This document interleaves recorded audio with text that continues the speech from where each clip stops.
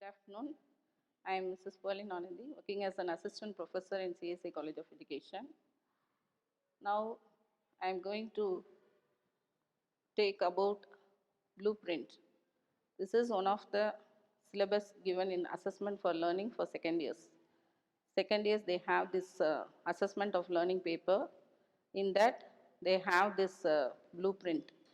Blueprint is a very important one for assessing.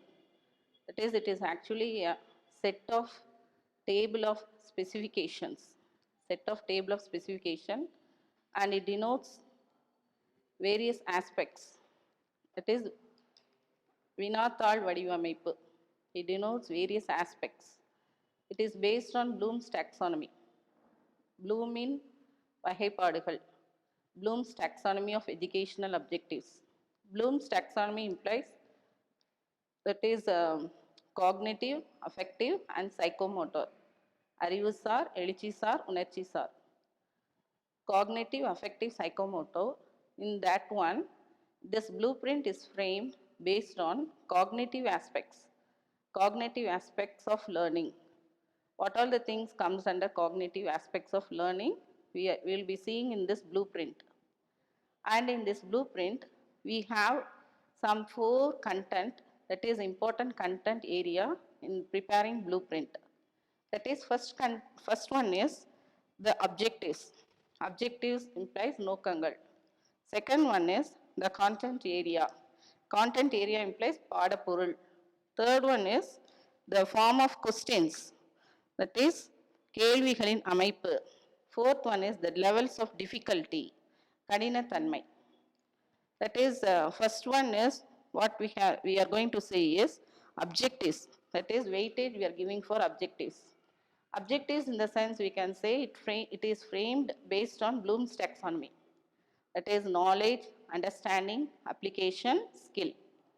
In Tamil what we can say is அறிந்து கொள்ளுதல், புரிந்து கொள்ளுதல், பயன்படுத்துதல், பாராட்டுதல் திறன். அறிந்து கொள்ளுதல், knowledge. Knowledge implies various aspects comes under knowledge.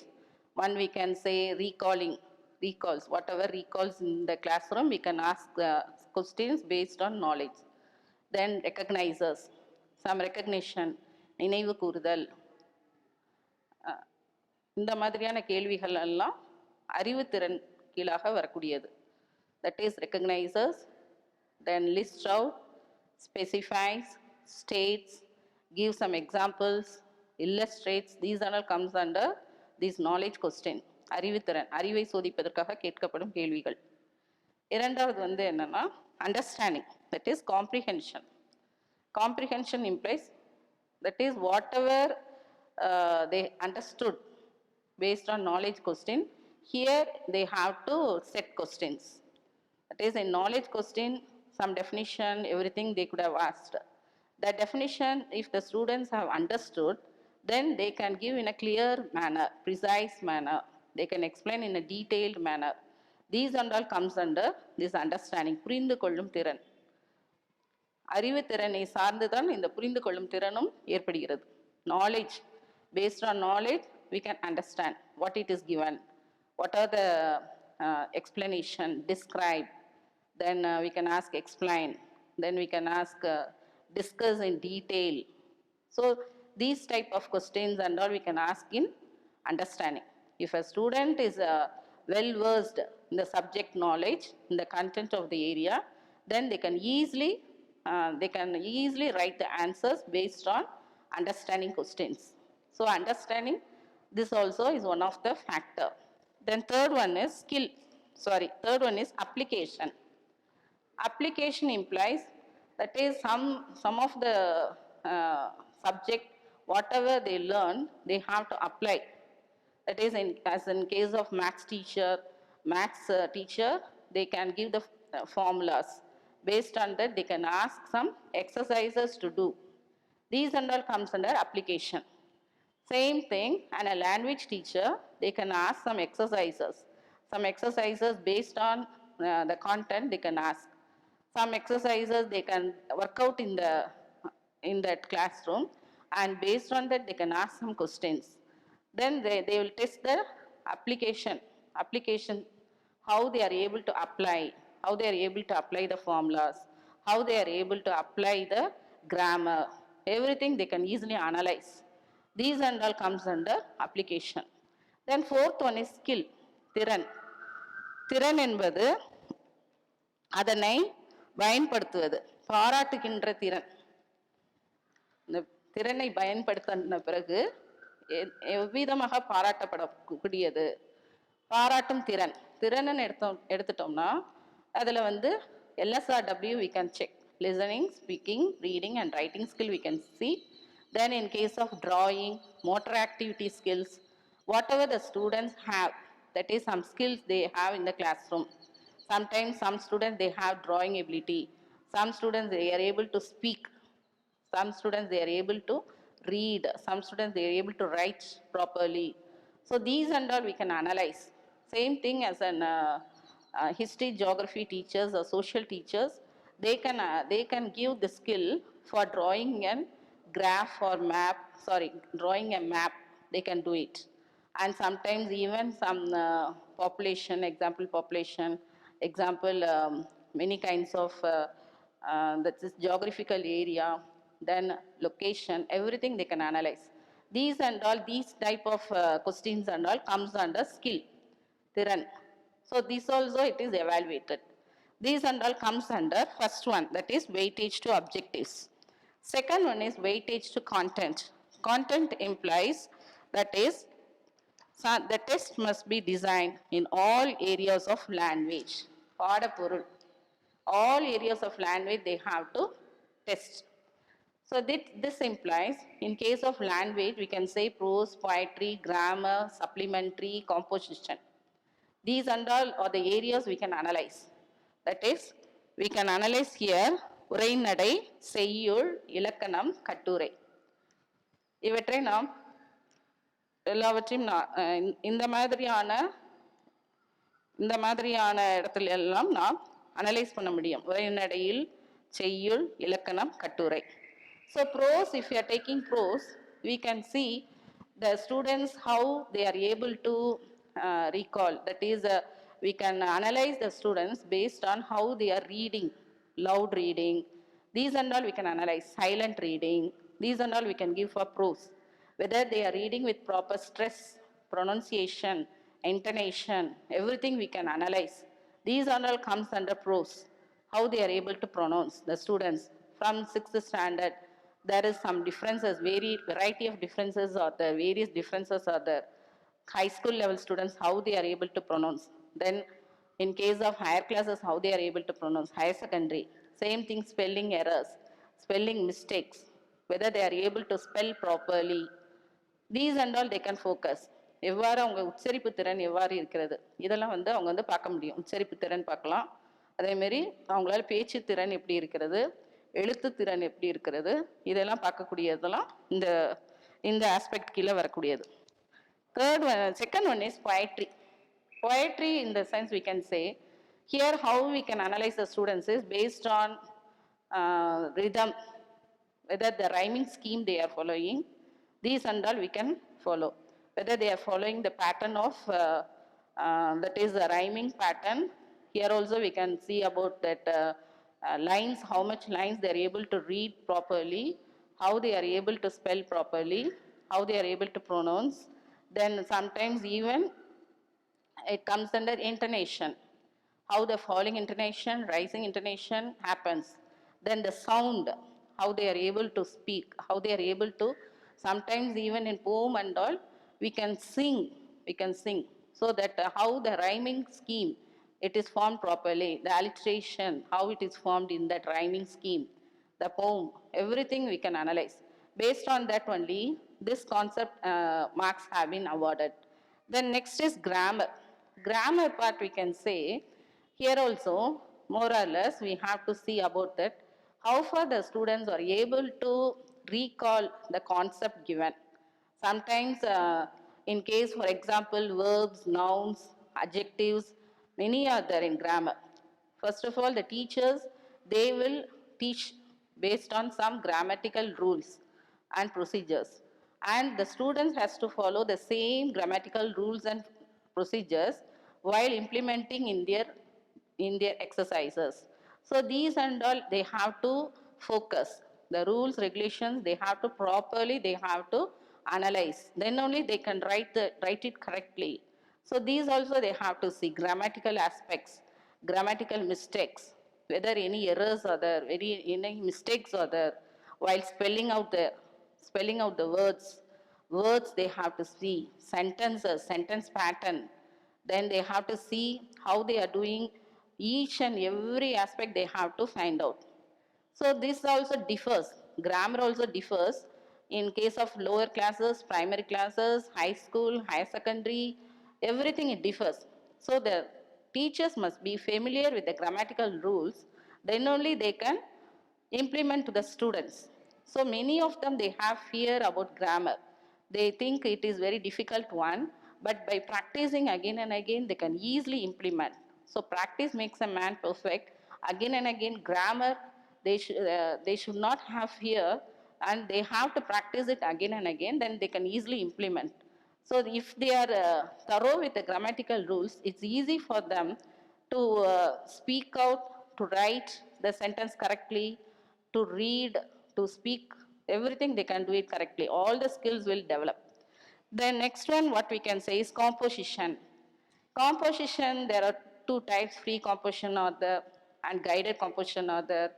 Then free composition implies the students are asked to write very freely. They can give their own consent. Either they can give in written form, they can give in oral form.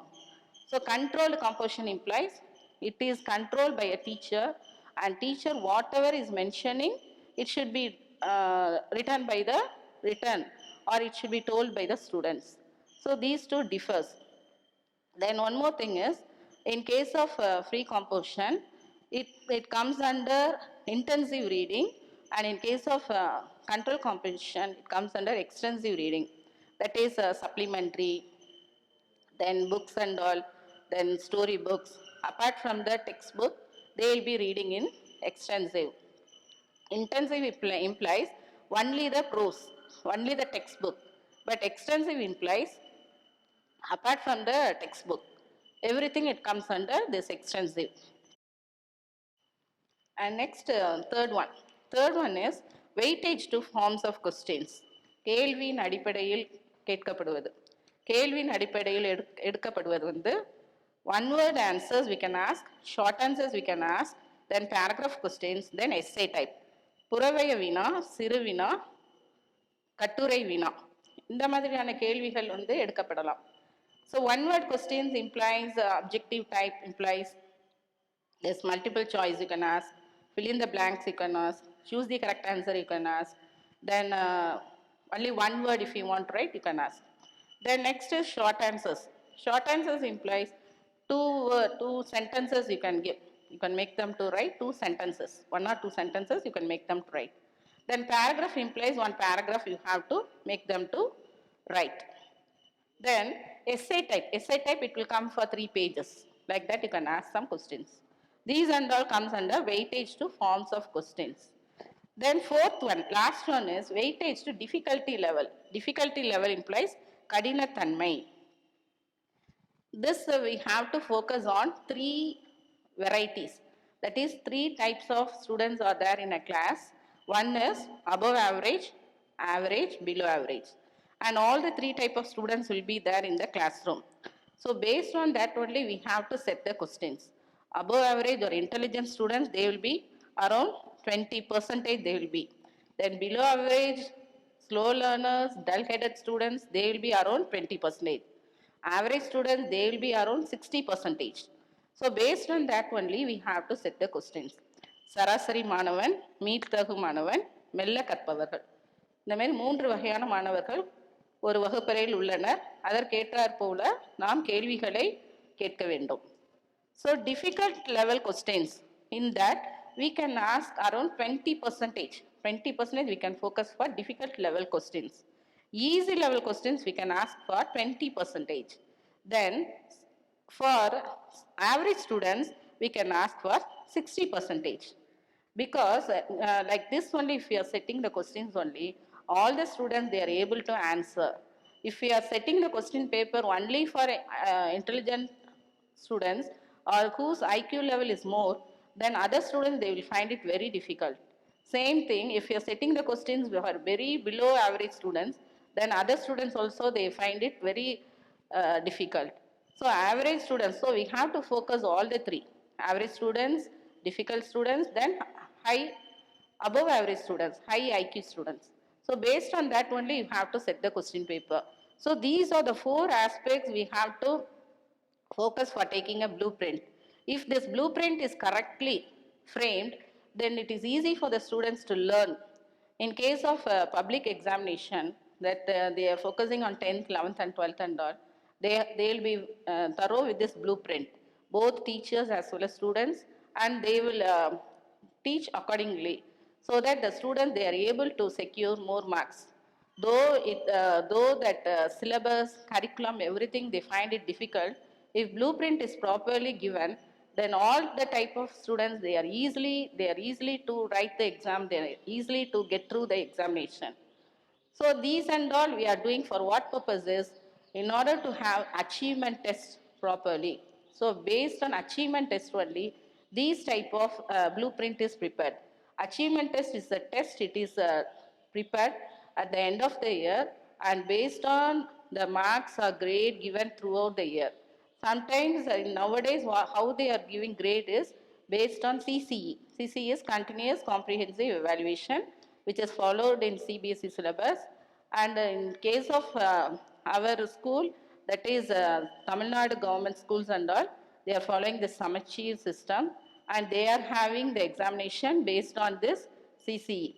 Then CCE implies that is a type, it has two types, one is formative as well as summative. Formative evaluation, they will be conducting for 40% and summative they will be conducting for 60%. And 40% implies 20%, in 20% they will allot for this academic side and 20% they will give for other activities. Other activities implies based on some co-curricular or extracurricular activities they will give. So these two they will take for this formative evaluation. வளரறி மதிப்பீடு, தொகுத்தறி மதிப்பீடு. இதை வைத்து தான் இப்பொழுது மதிப்பீடுதல் செய்யப்படுகிறது பள்ளிக்கூடங்களில். இதில் வந்து என்ன எடுத்தோம்னா this 40% they will have four type of activities. Then four type of activities will be given. Four type of activities in the sense we can say some drawing we can give or else some other activities we can give, some task we can give or else some activities, some tasks, some other things they can give for these activities, their project work and they can give. Then some other assignments they can give. So whichever is framed, they have to do for 20%. But what they have to do is 20 marks they will be given and in that any two type of activities, best two activities they will take for consideration. Same thing, another 20% they will have for this curriculum, that is academic side. So they will conduct test for this language, maths, science, social. And there also for each one they will conduct four type of tests and in this they will take only two tests, best two tests they will take. So both they will merge. This only they will evaluate for continuously. This goes for first term, second term and third term. Each term separately they will allocate and they will find out. So this formative, it goes for 40%. And another one is summative. Summative we can say this is only at the end of the year. End of the year they will conduct for 60%. And one advantage is that in formative evaluation, the students are thorough with the curriculum as well as they are easy to write the exams and they are easy to pass through the examination. Because in olden days and all, they don't have this type of system. This is a recent system and it helps the children to pass out from the classes. That is, they are easy to go from the one class to another class and sometimes these and all awarded by grade. Grade implies some A grade, B grade like that it will be given and A grade if they are getting, they can go to the next class. So this also is a very important reason implementing system which helps both the teachers and parents also. In those days, the parents, they find it very difficult and they have the fear of their son or daughter whether they will get through in the particular class. But now in recent days, they don't have fear as they are continuously evaluated throughout the year. Same thing, children also, students also, they don't have the fear of examination. They are thorough with the lessons, and it comes for first term. They are easy to find out, easy to study, easy to learn, and easy to get through. So these are all focusing, it's very easy for them to get the marks. In case of higher classes also, this system, it helps them to do it very quickly, and they can get a fair and easy manner, they can get through to the next class. So this also is a very important one, achievement test. For this achievement test only, throughout the year, whatever they have done, how they have been evaluated, this can be seen in achievement test. So this blueprint also, it is very helpful for them to prepare this achievement test, and they can get through in this achievement test, and they can easily pass out to the next class. அடைவு தேர்வு என்பது வருடம் முழுவதுமாக அவங்க எழுதின தேர்வுகள் மூலமாக அவங்க தேர்ந்தெடுக்கப்பட்டு அவங்களுக்கு வந்து மதிப்பெண்கள் வழங்கி ஒரு சான்றிதழ்கள் வழங்கி அவங்க அடுத்த வகுப்பிற்கு போவதற்கு அவங்களுக்கு எளிதான முறையாக இருக்கிறது. அதற்காக தான் இந்த ப்ளூ பிரிண்ட் வினா வடிவமைப்பு கொடுக்கப்படுகிறது. ஆனால் இந்த ப்ளூ பிரிண்ட்டுங்கிறது வந்து கவர்மெண்ட் தேர்வுகளுக்கு மிகவும் எளிதானது. 10th, 11th, 12th, they find it very easy to pass out because they are thorough with the blueprint pattern of questions, easy for them to get through to the next class. So this is about this blueprint. I want to clear, that's all. Thank you.